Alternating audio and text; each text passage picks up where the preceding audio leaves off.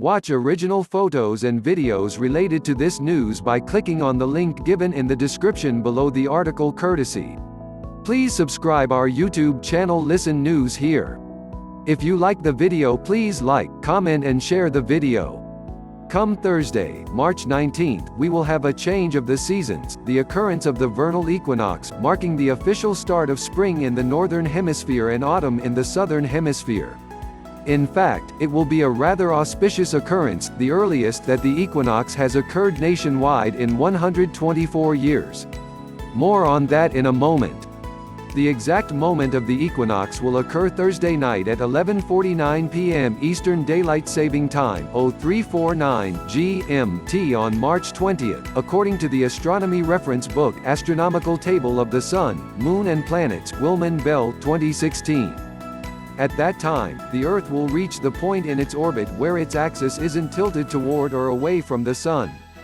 Thus, the Sun will then be directly over a specific point on the Earth's equator moving northward. On the sky, it's where the ecliptic and celestial equator cross each other. A not-so-equal equinox. On the day of the equinox, the Sun will appear to rise exactly east and set exactly west. Daytime and nighttime are often said to be equally long with the equinox, but this is a common misconception. The day can be up to 8 minutes longer, depending on your latitude. The Sun is above the horizon half the day and below for half, but that statement neglects the effect of the Earth's atmosphere, which bends the rays of sunlight, called refraction, around the Earth's curvature when the Sun lies close to the horizon. But, because of this bending of the Sun's rays, the disk of the Sun is always seen slightly higher above the horizon than it really is. In fact, when you see the Sun appearing to sit on the horizon, what you are looking at is an optical illusion. The Sun at that moment is actually below the horizon. So, we get several extra minutes of daylight at the start of the day and several extra minutes more at the end. The supposed equality of day and night gives us the Latin name equinox, which means equal night. But in reality, thanks to our atmosphere, the day is longer than the night at the equinox. At the latitude of New York, for instance, day and night are roughly equal a few days before the equinox, on St. Patrick's Day, March 17. Sun overhead from the emerald of the equator. Astronomers can calculate the moment of the vernal equinox right down to the nearest second. This year it will occur on Thursday, March 19th at 11:49:28 p.m. EDT 0349 GMT on March 20th. At that moment, the Sun will appear directly overhead about 50 miles 80 kilometers south of Gorontalo, a province of Indonesia, often referred to as the Emerald of the Equator, on the island of Sulawesi, on the equator in the Gulf of Tammany. In the days that follow, the direct rays of the Sun migrate to the north of the equator and the length of daylight in the Northern Hemisphere will correspondingly appear to increase. Why so early? As was noted, this will be the earliest that the vernal equinox will occur across the contiguous United States in 124 years. There are two specific reasons for this variation of the date: leap years and daylight saving time. When a leap year set us back a day first, that 2020 is a leap year, meaning that the month of February had one extra day, is not the reason for the early arrival of this year's equinox. Rather, it is the leap year that we observed in the year 2000. Let's look at the dates and times of the vernal equinoxes leading up to 2000. Note that each year the occurrence of the equinox happens about 6 hours, or 1/4 of a day, later in the calendar.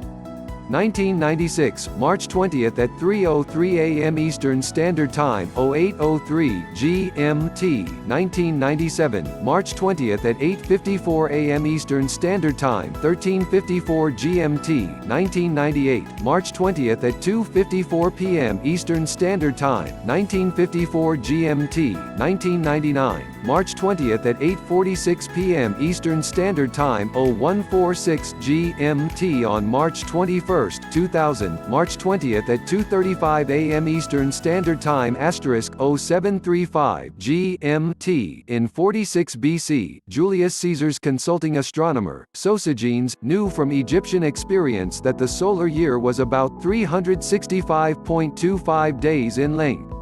So to account for that residual quarter of a day, an extra day, leap day, was added to the calendar every 4 years. Unfortunately, the new Julian calendar was 11 minutes and 14 seconds longer than the actual solar year. By the year 1582, thanks to the overcompensation of observing too many leap years, the calendar had fallen out of step with the solar year by 10 days. It was then that Pope Gregory XIII stepped in and, with the advice of his own astronomer, Christopher Clavius (1538–1612), produced our current Gregorian calendar. First, to catch things up, 10 days were omitted after October 4, 1582, making the next day October 15. In order to better adjust the new calendar format to more closely match the length of the solar year, most century years such as 1700, 1800, 1900, which in the old Julian calendar would have been observed as leap years, were not. The exceptions were those century years equally divisible by 400. That's why 1700, 1800 and 1900 were not leap years.